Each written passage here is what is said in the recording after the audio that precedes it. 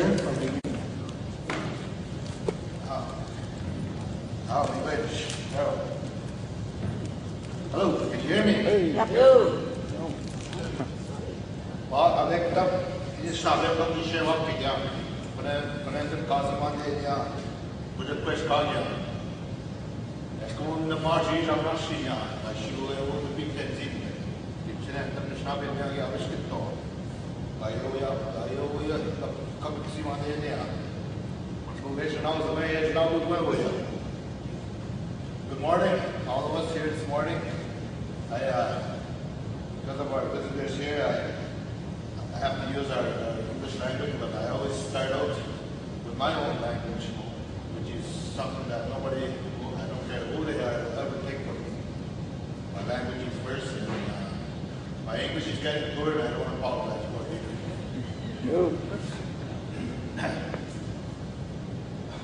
Real quick, I have a lot to say, to share with us here, and this ain't the first time I share with all leadership whoever I meet, and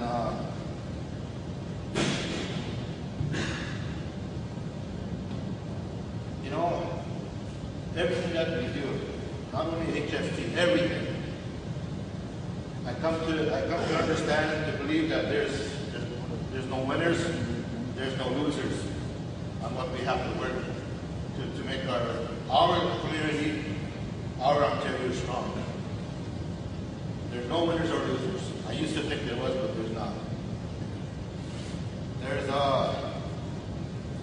lot of room for each and every one of us to work together. And that's the only way we can move our communities forward. And communication, if there's a number one, communication is that's it. And you know, last year, I forget what the name, that nationality that shut down Southern Ontario, the Thames. That's all I know about. Tamils? The Tamils? You know, again, I have nothing to, you know, they're from another country and whatnot, they're immigrating here and etc. I have no problem with that. But it's when they shut down Southern Ontario, how much politicians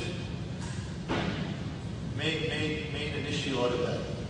To me, what I seen wasn't very much. One of our chiefs will go shut down their community today, and my God, look at the backlash to the Anishinaabe, to the First Nations. And we live here, we were born here, and we want to make a point, and we want to shut the road down, and our own fellow people in Ontario are fighting us. But someone from another country comes over here. I don't see the justice in that. And us here in Ontario, Canada, how many countries have we saved?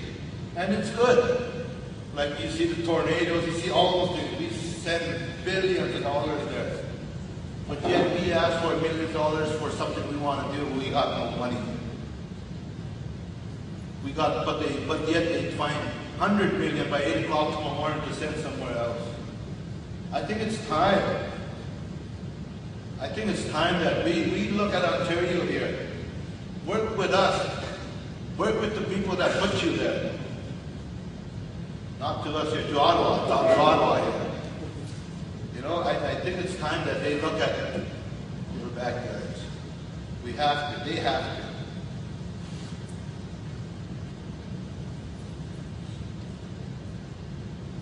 Again, the HST, for the non-natives, my knowledge of it has already started, 2 months ahead of schedule.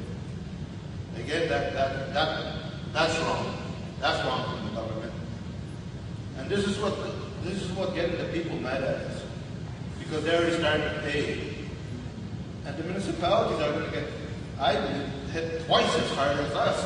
We're mad enough as it is. These are going to get, the municipalities are going to get hit harder on HST.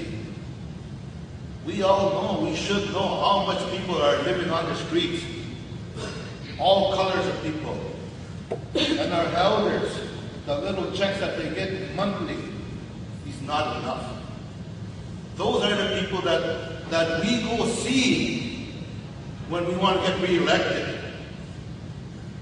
You come to see me, I got questions, I got concerns, I have issues, but you will see these people. You know, you might get their X. That's who we rely on. So let's work for them, let's speak for them people. They can't come out here and listen. They can't come out here and give our campaigns. They just can't do it. They're too elderly. And the ones that live on the street and the ones that are on social assistance, they can't afford to come here. People in our communities, in our cities, believe me, and I know you know, they don't have food in their fridge, a lot of them. But yet you will see them, they'll be nicely dressed. Believe me, I've been there. I've seen them. I was chief for many years in my community. I know what their house looks like. I know they need us. Just as much as we need them and we want to keep our jobs. So I plead with all of us to work together, no matter what color we are, to work together to help these people. They depend on us a lot. And this HST is one that we have to do together. British Columbia is fighting hard. And I understand that over 500,000 signatures are ready to date. And I don't know what the magic number is, but there's supposed to be a magic number. And when they reach that, they're going to have a referendum to the province on HST. We should be doing the same thing. We've been trying, believe me. But I understand, again, I was updated last week, we only have 100,000 in Ontario signatures. I don't know what the magic number is, but that's a long way from 500,000. With only one more month to go. So we have to do this together.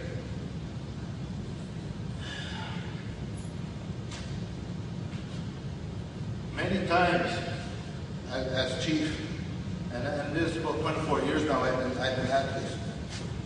And before I came to politics, I worked 18 years off the reserve. I wish I started at home. But anyways, I worked off the reserve, and when I did finish my career to become chief, I was a truck driver across the country, across Canada. My God. But majority of the places, the people were awesome. But there is some out there who think Indians live for nothing. And that really ticks me off. It wasn't very long ago somebody told me to my face, you know, it's about time you stop living for nothing. And I chewed this back at the forum in Niagara Falls not too long ago. The people that were there was some government there. You talk about Anishinaabe living for nothing. You talk about taxes, I said. My community alone, and there's 131 First Nation communities in Ontario, but take mine alone, you talk about living for nothing. We have cottages, people from the cities coming to live in my community, and I'll tell you something, for nothing. We made, at some point we were made to get our people to pay fees for our dump, for our water, you name it. Then people come to live there and they don't pay nothing. My last term at home, there's one John Ross came into my office and he gave me a lecture. Why? Because I didn't give him water for nothing to his cottage.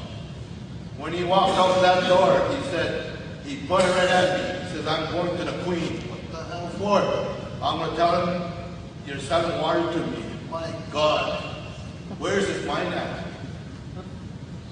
But anyways, I just share that with you. We talk about nobody paying taxes, and there's 185 cottages in my community. You add that up with all the communities, there's all our communities in Ontario, there's a lot of tax dollars lost there.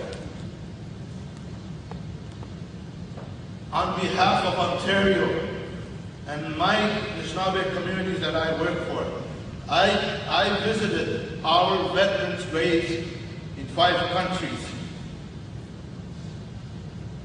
Our people laid their life down.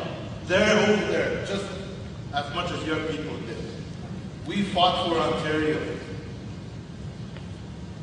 Treat us the same.